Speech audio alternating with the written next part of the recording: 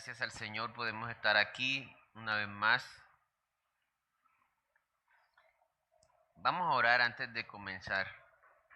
Vamos a orar, hermanos. Señor, yo te doy gracias porque tú eres bueno, Señor, porque a pesar de que a diario te fallamos, Señor, tu misericordia es nueva cada día para con nosotros, Señor. Ayúdanos a tener un corazón humilde, Señor, un corazón contrito, Señor, un corazón humillado, para rendirse delante de ti, reconociendo nuestra condición y sabiendo de que solo tú, Señor, puedes hacer la obra en nosotros, no nosotros mismos, Señor. Ayúdanos, Señor, a ser vasos, Señor, dispuestos a ser llenos por tu Espíritu Santo. Te pedimos, Señor, que sea tu Espíritu Santo en esta hora, convenciéndonos de pecado, Señor, de justicia, de juicio, mostrándonos el amor, mostrándonos el camino, Señor.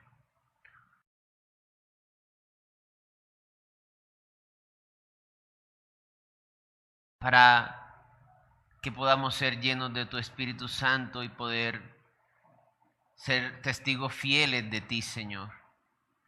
En el nombre de Jesús, amén. Bueno, hermanos, como decía el pastor Félix, hoy terminamos el libro de Miqueas. Ha sido un libro muy revelador para todos nosotros, muy especial, donde muestran dos cualidades, dos características del Señor, que es su justicia y a la vez su amor, su juicio y su misericordia. Y el Señor es eso. El Señor no dejará impune nada. Ningún pecado de nosotros va a quedar impune. Sí, Él es santo, santo, santo. Y todo el tiempo está sus ojos sobre los seres humanos porque Él es omnisciente, omnipresente.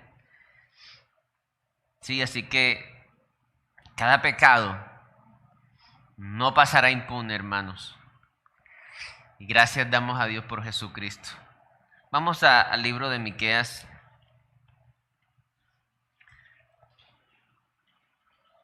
Del capítulo 7. Del versículo 11 al 20. Viene el día en que se edificarán tus muros. Aquel día se extenderán los límites. En ese día vendrán hasta ti desde Asiria y las ciudades fortificadas y desde las ciudades fortificadas hasta el río, y de mar a mar y de monte a monte.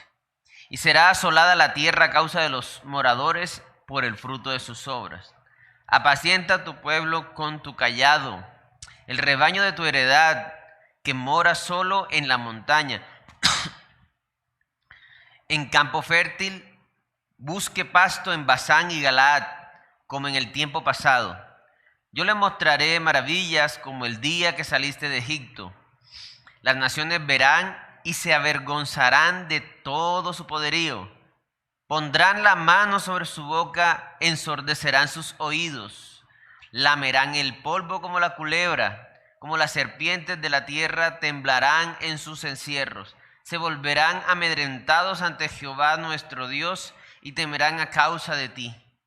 ¿Qué Dios como tú que perdona la maldad y olvida el pecado del remanente de su heredad? No retuvo para siempre su enojo, porque se deleita en misericordia. Él volverá a tener misericordia de nosotros. Sepultará nuestras iniquidades y echará en lo profundo del mar todos nuestros pecados. Cumplirá la verdad a Jacob y a Abraham la misericordia, que juraste a nuestros padres desde tiempos antiguos. Amén. Es un texto muy precioso, es la conclusión del libro de Miqueas. Hemos venido viendo cómo Dios trajo juicio sobre la nación de Israel a causa del pecado. El pecado de ellos era, digamos, de toda la nación, era ya desbordante, ¿verdad? Porque inclusive había gente que profetizaba, los sacerdotes profetizaban a favor del que mal les pagara. Y hoy día se ven cosas de esas, ¿sí? En ciertos lugares. Por ejemplo, el que más traiga plata a la iglesia significa que va a tener mejor bendición, ¿sí? Eh, Cosas como que negociando por plata con Dios, como si Dios se tratara de la plata. Eso se ve hoy en día lastimosamente, y en el libro de Miqueas veíamos eso, también veíamos que los gobernantes le robaban al pueblo, le quitaban a las viudas. Entonces Dios trajo un juicio sobre la nación. Luego de ese juicio, la nación ya deja de estar en la cautividad, porque lo que pasó fue que vinieron otros pueblos, lo invadieron y asolaron todo. Y hay un tiempo de paz luego de ese juicio, pero este texto habla mucho más allá de eso. ¿Por qué? Porque si vemos en el verso 14, dice: apacienta a tu pueblo con tu cayado, el rebaño de tu heredad que mora solo en la montaña, en campo fértil, busque pasto en Basán y Galaad. Perdón, el 15. Yo les mostraré maravillas como el día que saliste de Egipto. Entonces, hasta el día de hoy no hemos visto cómo Dios toma al pueblo de Israel de esa manera tan extraordinaria, que todos los pueblos de la zona, cuando el pueblo de Israel estaba saliendo de Egipto y conquistando tierras, por ejemplo, Raab la ramera sabía muy bien allá en Jericó. Hemos escuchado cómo Dios los sacó por el mar de Egipto. Fue un hecho milagroso, extraordinario. Y no hemos visto eso todavía. De eso se refiere, esta es una profecía que se refiere al milenio. ¿El milenio qué es? El milenio va a ser a futuro un reinado milenario del Señor Jesús y su pueblo sobre la tierra, 1000 años de paz. Quisiera que, para tener referencia sobre eso, fuéramos al libro de Apocalipsis 20, verso 1 al 7. Dice: vi a un ángel que descendía del cielo con la llave del abismo y una gran cadena en la mano, y prendió al dragón, la serpiente antigua, que es el diablo y Satanás, y lo ató por 1000 años. Y lo arrojó al abismo y lo encerró y puso su sello sobre él, para que no engañase, esta palabra es interesante, para que no engañase más a las naciones hasta que fuesen cumplidos 1000 años. Y después de esto debe ser desatado por un poco de tiempo. Y vi tronos y se sentaron sobre ellos los que recibieron facultad de juzgar. Y vi las almas de los decapitados por causa del testimonio de Jesús y por la palabra de Dios, los que no habían adorado a la bestia ni a su imagen, y que no recibieron la marca en su frente ni en sus manos. Y vivieron y reinaron con Cristo 1000 años. Pero los otros muertos no volvieron a vivir hasta que se cumplieron 1000 años. Esta es la primera resurrección. Bienaventurado y santo el que tiene parte en la primera resurrección. La segunda muerte no tiene potestad sobre estos, sino que serán sacerdotes de Dios y de Cristo y reinarán con él 1000 años. Cuando los 1000 años se cumplan, Satanás será suelto de su prisión. Hasta ahí, porque ese no es el texto base. Pero vendrá un periodo en que el pueblo de Israel, muchas naciones vendrán al pueblo de Israel, y será de una manera milagrosa, ¿sí? Es un principio que vemos también en la palabra. Dios trae juicio, pero también trae misericordia y restauración. Entonces, este pasaje habla de eso, pero también podemos mirar nosotros que hay un principio acá, y lo podemos ver en todo el libro de Miqueas. Hay un principio de humillación, arrepentimiento para restauración. El título de este mensaje, este sermón, yo le puse: la voluntad de Dios siempre es buena. La voluntad de Dios siempre es buena.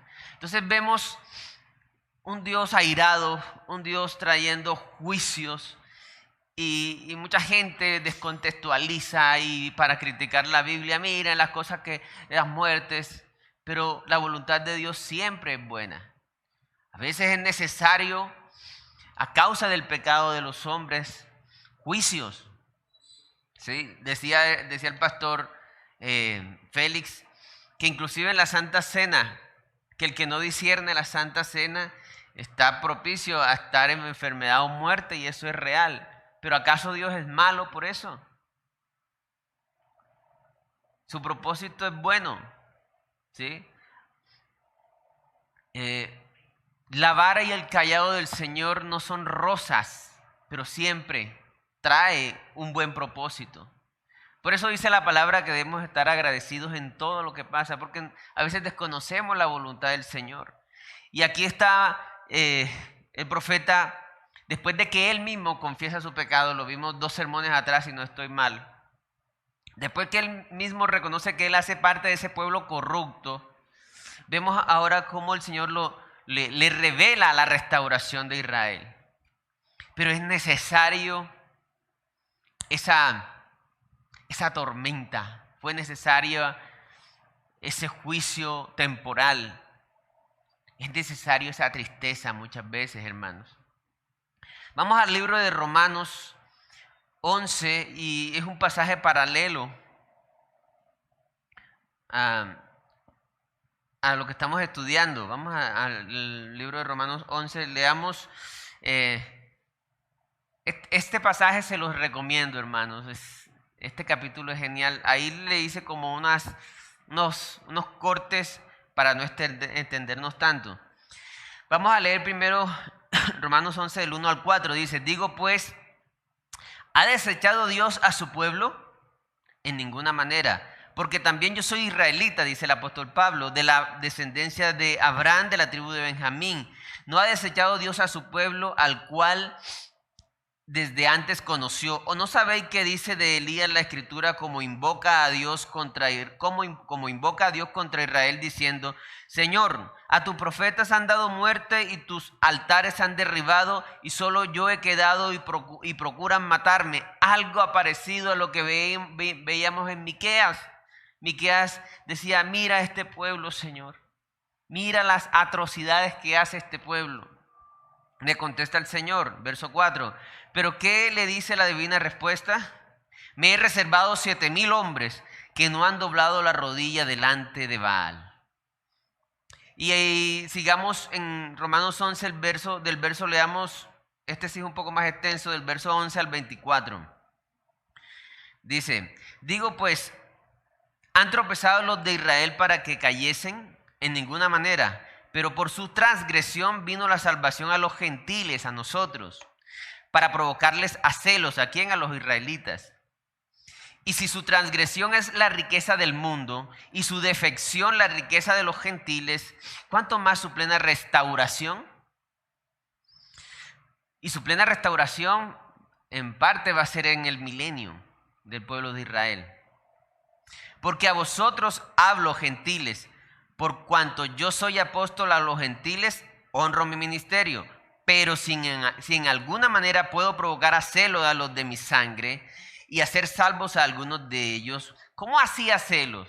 A que ellos vean, y eso le pasó al apóstol Pedro también, aunque el apóstol Pedro obviamente, un apóstol, ¿verdad? Pero cuando él veía que los gentiles eran llenos del Espíritu Santo, él decía, pero ellos también igual que nosotros. Entonces Pablo está diciendo que él, aunque es llamado a los gentiles, él procura de llevar a celos, no son celos de forma negativa, sino a que vean que otros pueblos también están siendo salvos y llenos por Dios, para que se pongan las pilas los israelitas, en otras palabras, ¿no? Dice el verso 15, porque si su exclusión es la reconciliación del mundo, ¿qué será su admisión sino vida de entre los muertos? Si las primicias son santas, también lo es la masa restante. Y si la raíz es santa, también lo son las ramas. Pues si algunas de las ramas fueron desgajadas, fueron quitadas, y tú, o sea, nosotros, siendo olivos silvestres, no teníamos nada que hacer delante de Dios nosotros. Has sido injertado en lugar de ellas y has sido hecho participante de la raíz y de la rica savia del olivo. No te jactes contra las ramas, y si te jactas, sabe que no sustentas tú a la raíz, sino la raíz a ti. Ve, esos judíos rechazaron al Señor Jesús. En cambio, nosotros los aceptamos. No nos podemos jactar de eso. Pues las ramas, dirás, fueron desgajadas para que yo fuese injertado. Bien, por su incredulidad fueron desgajadas, pero tú por la fe estás en pie. No te ensoberbezcas, sino teme, porque si Dios no perdonó a las ramas naturales, a ti tampoco te perdonará. Mira pues la bondad y la severidad de Dios. Aquí esta frase es muy, digamos, congruente con el libro de Miqueas. La severidad y la bondad de Dios. La bondad y la severidad de Dios. Dice, la severidad ciertamente para con los que cayeron, pero la bondad para contigo si permaneces en esa bondad, pues de otra manera tú también serás cortado. Y aún ellos, si no permanecieren en incredulidad, serán injertados nuevamente a la vid. Pues poderoso es Dios para volverlos a injertar. 4. Porque si tú fuiste cortado del que por naturaleza es olivo silvestre, y contra naturaleza fuiste injertado en el buen olivo, ¿cuánto más estos, que son las ramas naturales, serán injertados en su propio olivo? Este pasaje, hermanos, se los quise leer, es muy extenso, pero habla de la bondad de Dios, habla del evangelio, habla de algo de que nosotros como gentiles, como pueblos ajenos, naturalmente o por sangre, al pueblo de Israel, hemos sido hechos pueblo también de Dios, ¿sí? Pero también habla de que por la incredulidad cayeron. Si ellos cayeron, si el pueblo de Israel, si los judíos que no crean en el Señor van a recibir el infierno, ¿cuánto más los pueblos gentiles, nosotros? Entonces por eso dice la palabra que debemos de temer. Entonces vemos el principio de la humillación y arrepentimiento para restauración. Dios es bueno, hermanos, todo el tiempo.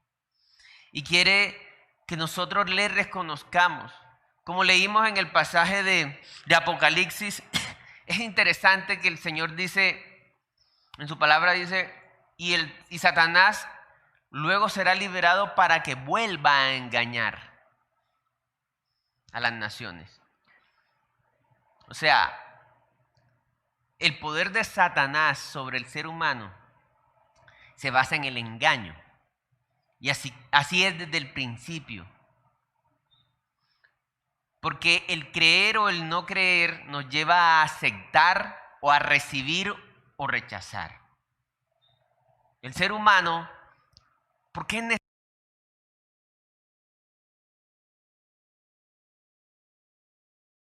Consuelo, te voy a regalar este celular. Y antes de entregarle el celular, viene, yo qué sé, Chantal y le dice, hermano, le reciba ese celular que ese se lo robó él. Se va a meter en un problema. Entonces ella tiene que decidir si creerme a mí, y yo le insisto, Consuelo es un regalo. Por más regalo que sea, Consuelo no va a recibir mi celular si no me cree. Así es necesaria la fe para ser considerado del pueblo del Señor. Amén, ¿me están entendiendo, hermanos? Amén. Entonces este pueblo, el pueblo de Israel en los tiempos de Miqueas, habían dejado de creer en el Señor. Habiendo visto tantas cosas, habiendo tenido las escrituras, habiendo tenido tantos profetas, habían dejado de creer al Señor y habían creído en sus propios caminos. Habían dicho, palabra de Dios es esta y no lo que es la palabra de Dios. Pero Dios promete restaurar a su pueblo. A su pueblo. Amén. Vámonos al libro de Segunda de Crónicas 7:14.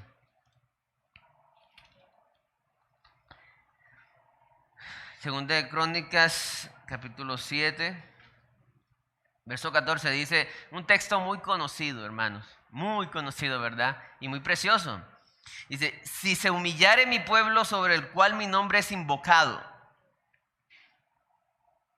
y oraren y buscaren mi rostro, y se convirtieren de sus malos caminos, entonces yo oiré desde los cielos y perdonaré sus pecados y sanaré su tierra. Amén. Note que aquí hay una secuencia. No podemos nosotros convertirnos de nuestros malos caminos si primero no nos humillamos. Si se humillare su pueblo. Por eso es que a veces Dios permite en nuestras vidas situaciones difíciles. Porque está esperando que nos humillemos, está esperando que digamos, ya basta, me rindo, Señor. No continuaré haciendo esto en mis fuerzas. Voy a empezar a confiar en ti. Ya basta, Señor, con esta situación familiar. Y nos lleva y nos humillamos. Y nos arrodillamos. Y reconocemos. Cuando uno se humilla delante de Dios, el Espíritu Santo nos convence de pecado.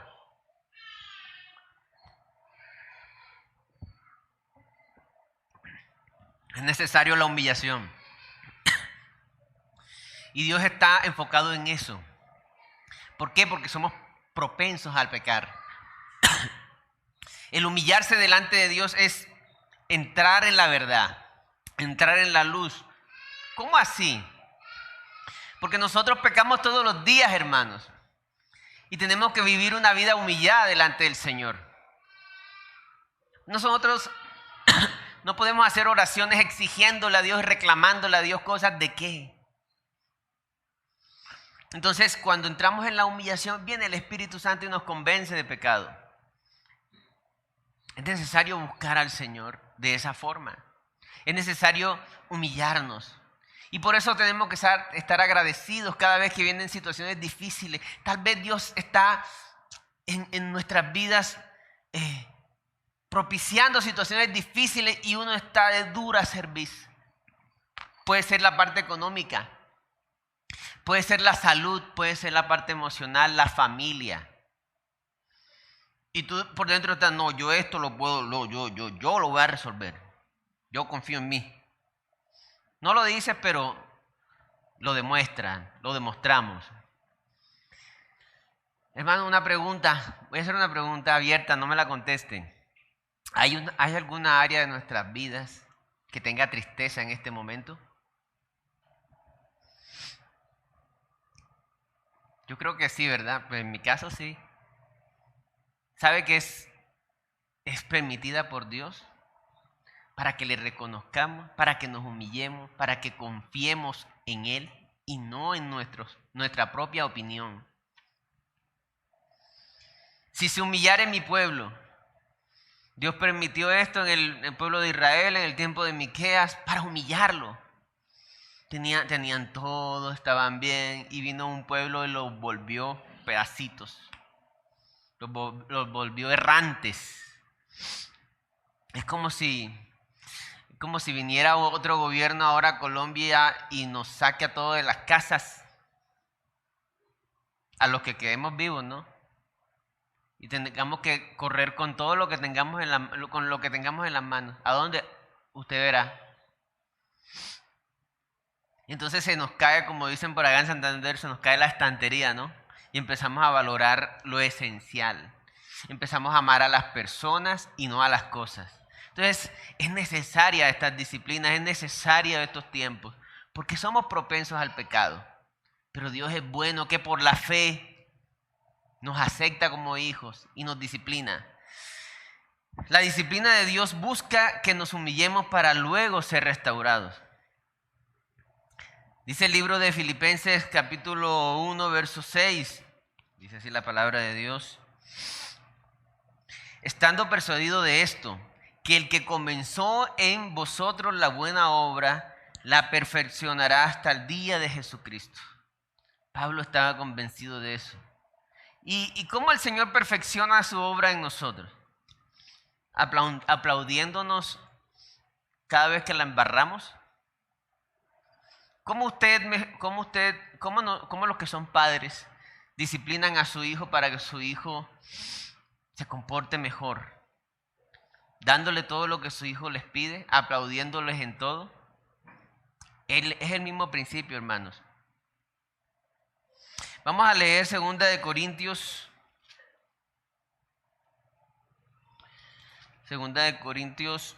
7 del 9 al 10.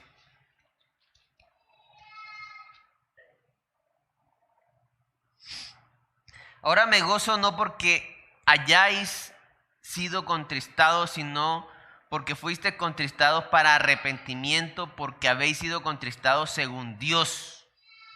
Dice, para que ninguna pérdida padecieseis por nuestra parte. Porque la tristeza que es según Dios produce arrepentimiento para salvación, de que no hay que arrepentirse, pero la tristeza del mundo produce muerte.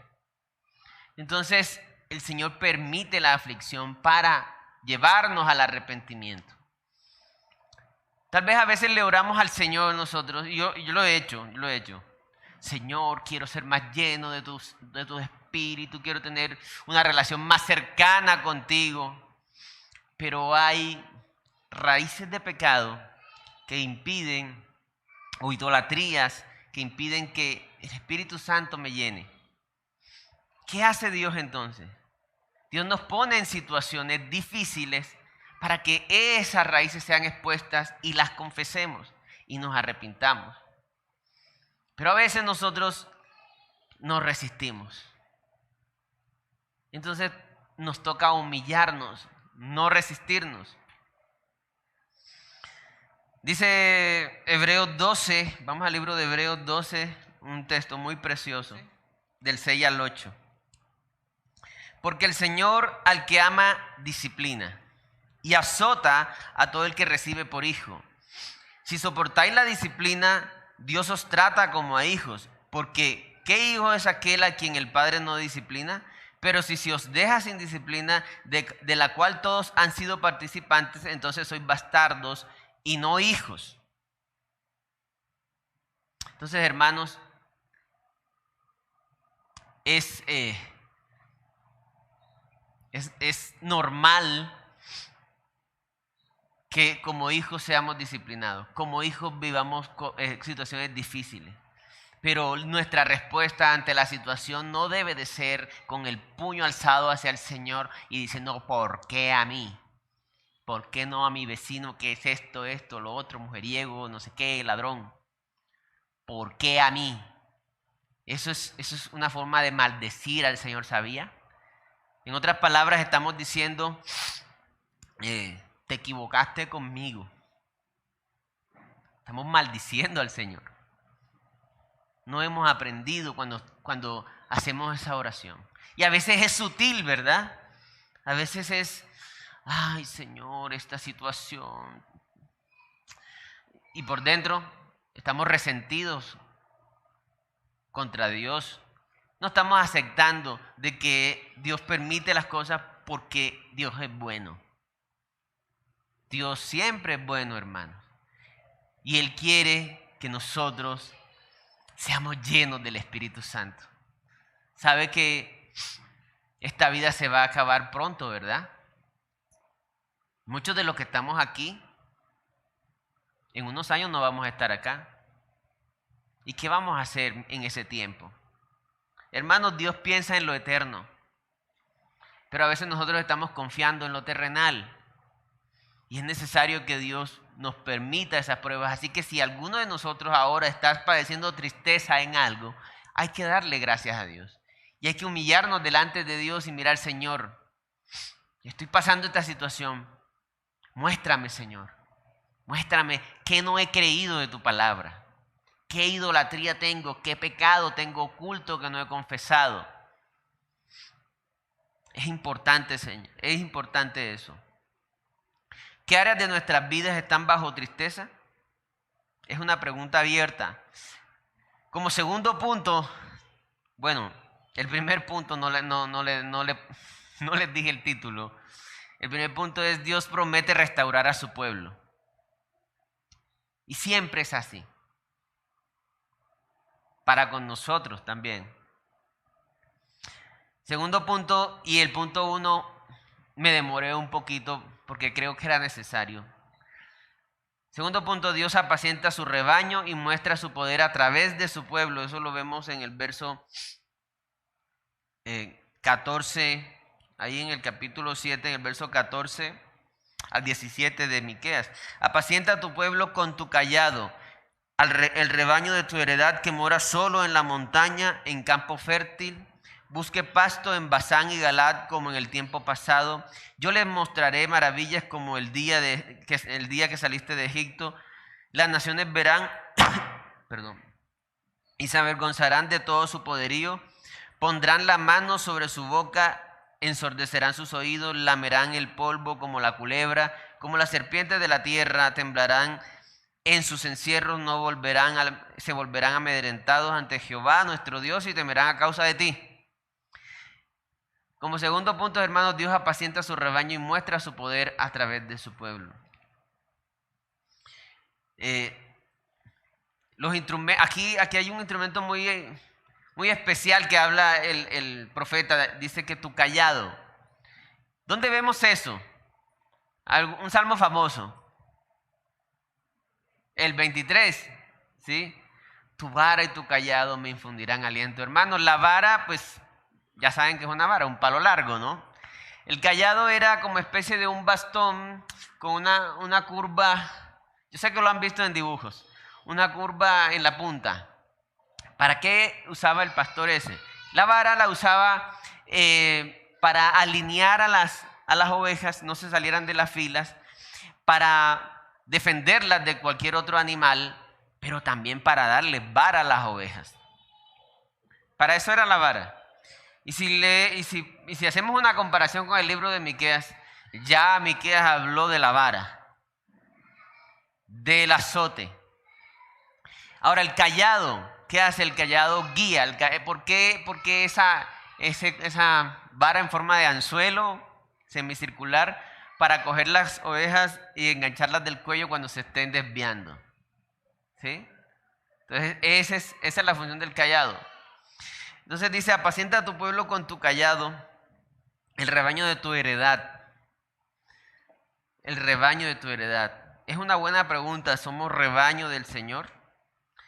Vámonos a ese famoso salmo. Vámonos a leer el salmo. Salmo que usa medio mundo, creo.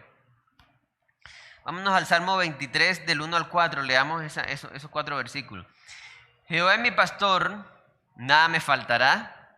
En lugares de delicados pastos me hará descansar.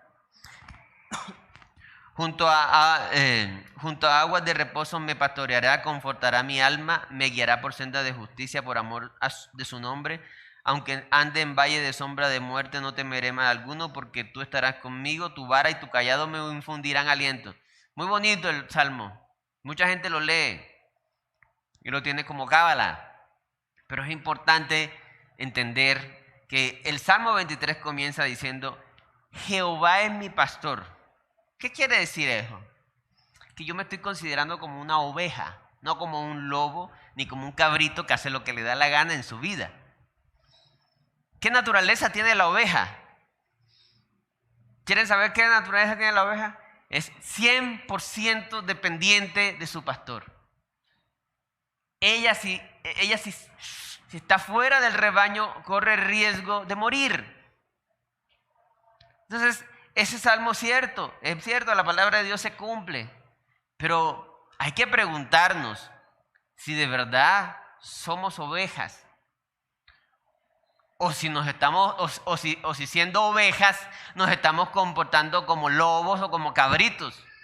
En ese caso necesitaríamos la vara, la tristeza, para que entendamos que somos ovejas. Entonces, la pregunta es, ¿estamos siendo ovejas? ¿Estamos comportándonos como ovejas? Una oveja se mueve si su pastor se mueve. Decide si su pastor le habla. Pregunta, ¿nosotros nos movemos y decidimos preguntándole siempre a Dios, guiándonos por su palabra? Seamos ovejas, hermano. Es hora de ser ovejas. Y los que ya somos ovejas, de comportarnos como ovejas. Esa es la razón por la cual viene la disciplina. Porque a veces siendo ovejas nos comportamos como cabritos. Ahora hay una promesa muy hermosa. Vámonos a Juan 10. Estas son palabras del Señor Jesús. Uno de mis textos preferidos es este, hermano. Se lo comparto. Juan capítulo 10, del 25 al 30. Dice, mis ovejas oyen mi voz y yo las conozco y me siguen. Y yo les doy vida eterna. Atención, la vida eterna es para las ovejas solamente. Y no perecerán, ¿qué dice? Y no perecerán jamás. Ni nadie, yo quiero que todos digamos eso. Vamos a la voz de tres, esa última línea. 1, 2 y 3. Ni nadie las arrebatará de mi mano. Vamos a repetirlo de nuevo. 1, 2 y 3. Ni nadie. El Señor promete que a los que somos ovejas, nadie nos separará de Él. Dios se promete, Dios jura, diciendo, los que son hijos míos, nunca van a dejar de ser hijos. El que es salvo, es salvo.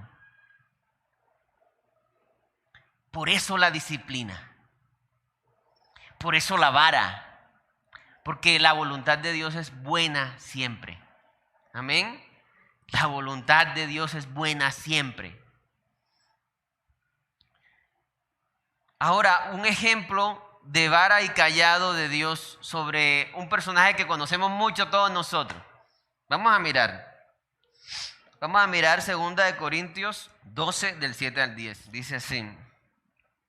Y para que la grandeza de las revelaciones no me exaltase desmedidamente, está hablando el apóstol Pablo, me fue dado un aguijón en mi carne, un mensajero de Satanás que me abofetee para que no me enaltezca sobremanera, respecto a lo cual 3 veces he rogado al Señor que lo quite de mí.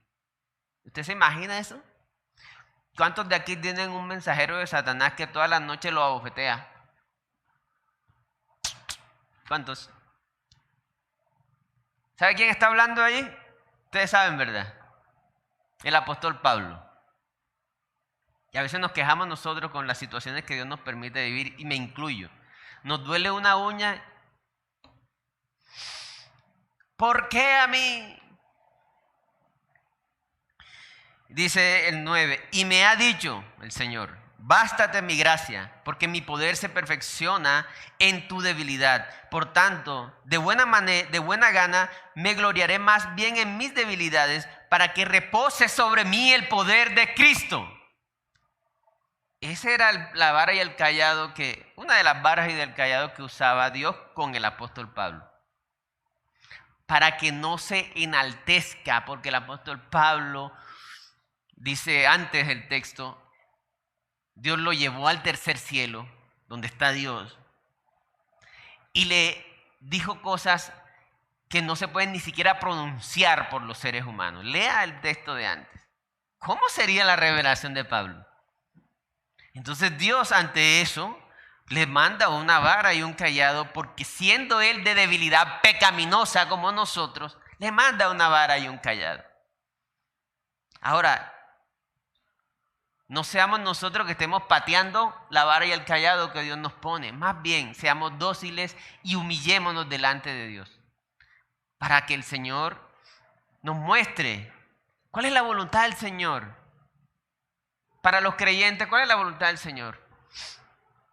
Glorificarse en nosotros y a través de nosotros.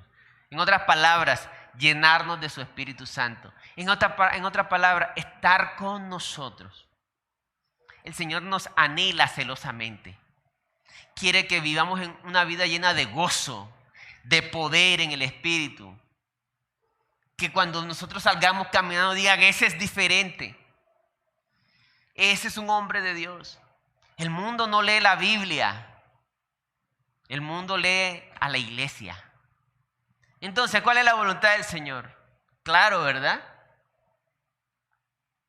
Entonces, hermanos, como tercer punto y último,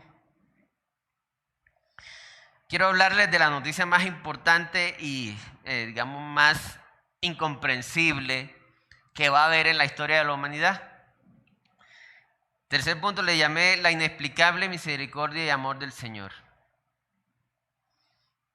Quiero que veamos 1 de Timoteo 1 del 15 al 17. Dice así la palabra de Dios. Dice, palabra fiel y digna de ser recibida por todos, que Cristo Jesús vino al mundo para salvar a los pecadores. Miren esto, de los cuales yo soy el primero. Pero por esto fui recibido a misericordia, para que Jesucristo mostrase en mí, el primero de los pecadores, toda su clemencia, para ejemplo de los que habrían de creer en Él para vida eterna. Por tanto, al Rey de los siglos, inmortal, invisible, al único y sabio Dios, sea honor y gloria por los siglos de los siglos. Amén. ¿Qué está diciendo Pablo? Está diciendo, yo soy el peor de todos. ¿Por qué Pablo se consideraba el peor de todos? Hermano, porque él buscaba matar a los creyentes. No es que fuera un inmoral, no sé qué sería Pablo en su vida pasada, pero no está hablando de eso, ni que robaba, está hablando de algo de lo cual él considera lo peor. Matar a alguien, matar a una oveja del Señor, torturarla. Decía, yo soy el peor de todos, pero Dios tuvo misericordia de mí para darle ejemplos a todos, de que Dios a todos recibe, si todos lo buscan, si todos se arrepienten, si todos creen. Tremenda esta palabra. Hay un texto largo que me gustaría que lo leyeran, no lo vamos a leer, pero quisiera que lo leyeran. Romanos 3 del 21 al 27. O vamos a leerlo, ¿sí? Pero ahora, aparte de la ley, se ha manifestado la justicia de Dios, testificada por la ley y por los profetas. La justicia de Dios por medio de la fe en Jesucristo para todos los que creen en Él, porque no hay diferencia. Por cuanto todos pecamos y estamos destituidos de la gloria de Dios, siendo justificados gratuitamente por su gracia mediante la redención que es en Cristo Jesús, a quien Dios puso como propiciación por medio de la fe en su sangre, para manifestar su justicia a causa de haber pasado por alto en su paciencia los pecados pasados, con la mira de manifestar en este tiempo su justicia, a fin de que Él sea el justo y Él el que justifica al que es de la fe en Jesús. Hermanos, Él es el justo y Él es el que justifica. ¿A dónde está la jactancia? Vamos a leer. ¿Dónde pues está la jactancia? Queda excluida. ¿Por cuál ley? ¿Por la de las obras? No, sino por la ley de la fe. Concluimos pues que el hombre es justificado por la fe sin las obras de la ley. Amén. Entonces, hermanos, ¿qué está diciendo el apóstol Pablo? Miren, el Señor lo hizo todo. No tenemos por qué jactarnos de nada. Esto es inexplicable, hermano. Esto era inconcebible. Y se lo voy a poner de esta forma. Dice Romanos 3:23, por cuanto todos pecamos y estamos destituidos de la gloria de Dios. El mundo, ¿cómo trata el pecado? ¿Quieres saber cómo trata el mundo? Y esto es otro engaño de Satanás, ¿no? Tú eres buena gente, así, tú eres buena gente. Que de vez en cuando te cometas errores, pero tú en el fondo eres buena gente.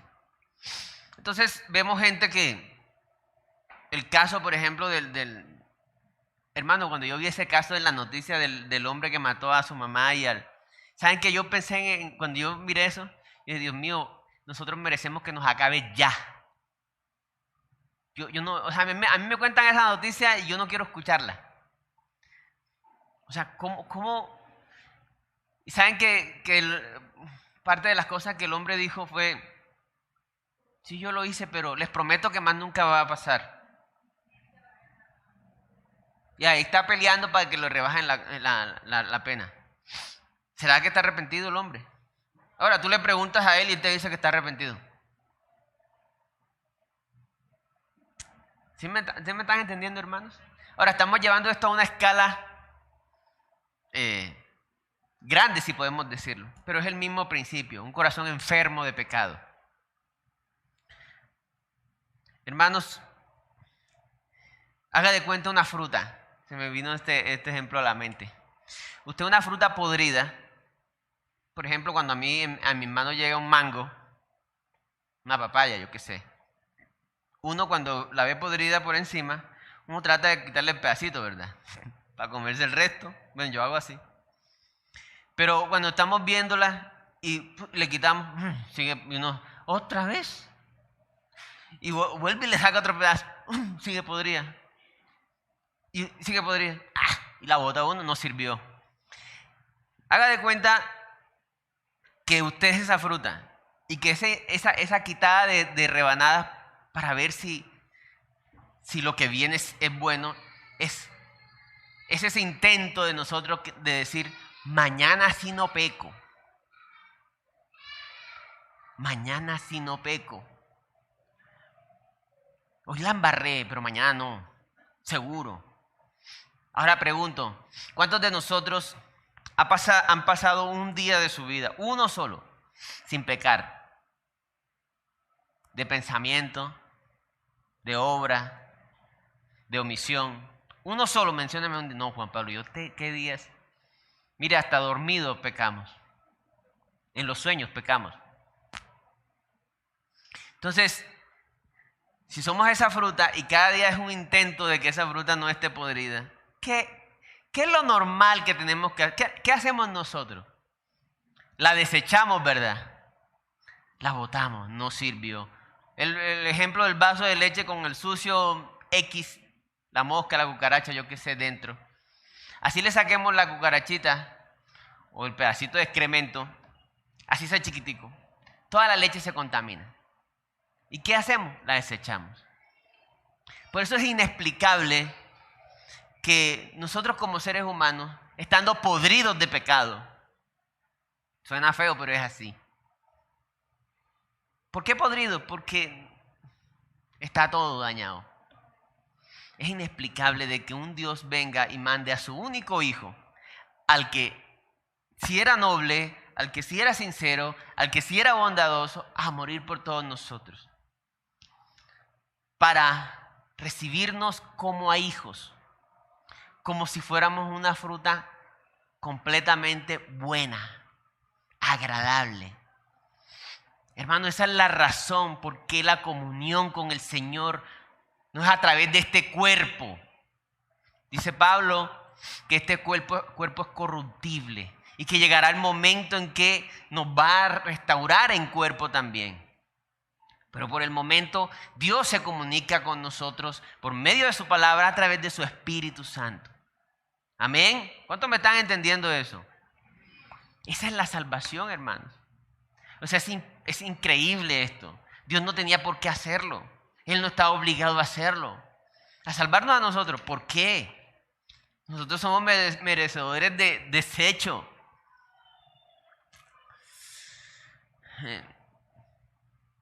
Cuando leemos Juan capítulo 1, vemos la descripción de Juan sobre el Señor Jesús diciendo lo hermoso que es el Señor. Cuando leemos el Salmo 45, vemos lo hermoso que es el Señor. Juan 1:14 dice así: y aquel verbo fue hecho carne y habitó entre nosotros, y vimos su gloria, gloria como del unigénito del Padre, lleno de gracia y de verdad. Hermanos, al mundo recibió un regalo. Recibió el único ser bueno, noble, misericordioso, amoroso, sincero, completamente. Cuando en una de esas ocasiones, cuando el Señor, creo que fue que sanó a un ciego, los fariseos le dicen a los alguaciles: vayan a buscar a ese man y tráiganlo. Se devolvieron los alguaciles con las manos vacías y dijeron: nosotros no hemos escuchado a un hombre como él. Nosotros no hemos escuchado, eso sirvió para que nos despertáramos. Nosotros no hemos escuchado. Y los fariseos: ¿acaso ustedes también se convirtieron? O sea, era impactante, hermanos. Era impactante como un hombre pagano como Pilato estuvo frente a él y dice: yo no encuentro mal en él. Yo no sé por qué lo van a matar, por qué lo quieren matar. No entiendo. ese único ser, tomó el pecado de todos nosotros. Fue el momento más difícil del Señor. El Señor tuvo una lucha interna. Él sabía que venía a pagar, pero en varios momentos dijo: Señor, pasa de mí esta copa, pero que se haga tu voluntad y no la mía. ¿Saben? El dolor más grande del Señor Jesús no fueron los clavos. ¿Saben cuál fue el dolor más grande? Que Él, en el momento más difícil de su vida, en el momento más doloroso de su vida, su papá lo rechazó. Lo dejó solo en la cruz. Porque Él estaba tomando en su cuerpo todos nuestros pecados. Él se puso la ropa inmunda de nosotros y su padre tuvo que rechazarlo. Eso es inexplicable, hermanos. Eso es inexplicable. Y así dice la palabra, que es inexplicable. Cómo el justo murió por los injustos. Nosotros no podemos andar por la vida como si nada hubiese pasado. Nosotros no podemos seguir nuestras vidas igual. Por eso es que el que rechaza este regalo, ¿qué más se le puede decir a una persona que rechaza este regalo sino que le espera el infierno? ¿Qué más se le puede decir? ¿Qué más espera? ¿Qué más espera? Si ni siquiera el peor de los pecadores, que era Pablo, ese peor de los pecadores fue recibido como hijo. ¿Usted ha perseguido a un cristiano para matarlo? ¿Cuántos? Bueno, ese peor de los pecadores, el Señor lo recibió como hijo. Hermano, no podemos seguir nuestras vidas sin desconocer esto. Y los que ya hemos creído, no podemos nosotros seguir haciendo lo que nos dé la gana. Seguir una vida creyendo que tenemos el control o renegando ante Dios. O hacer planes como si fuéramos nuestros propios dioses. No podemos, hermano. Este es un regalo muy grande. ¿Sabe que el Señor lo dio todo por nosotros? Todo. Él no se quedó con nada. Ni siquiera con su dignidad, porque dice la Biblia que lo desnudaron y se repartieron sus ropas. Él murió no con el pañito que lo ponen, ¿no? Él murió desnudo, a la burla del pueblo. Entonces no es justo, hermanos, que nosotros vivamos vidas sin tenerle en cuenta a Él, sin entregarle el corazón, cuando Él lo dio todo por nosotros. Amén. Vamos a orar. Señor, yo te doy gracias por esta tu palabra. Ayúdanos a entender, Señor, todo lo que tú has hecho por nosotros, Señor. Ayúdanos a comprender que no tenías que hacerlo, pero por amor lo hiciste, Señor. Te entregaste por nosotros, Señor, para pagar por los pecados pasados, presentes y futuros. Ahora, Señor, ayúdanos a creer tu palabra, a entregarte cada área de nuestras vidas, a humillarnos ante la tristeza que tú nos mandas, Señor, porque quieres estar con nosotros, quieres glorificarte en nosotros, quieres llenarnos con tu Espíritu Santo. Ayúdanos, Señor. Queremos que el mundo reconozca en nosotros que tú eres Dios, Señor, que tu Hijo Jesucristo vino al mundo a pagar por el pecado del mundo y que trajo el regalo más maravilloso e inexplicable que hay, Señor, que es la salvación. En el nombre de Jesús, amén.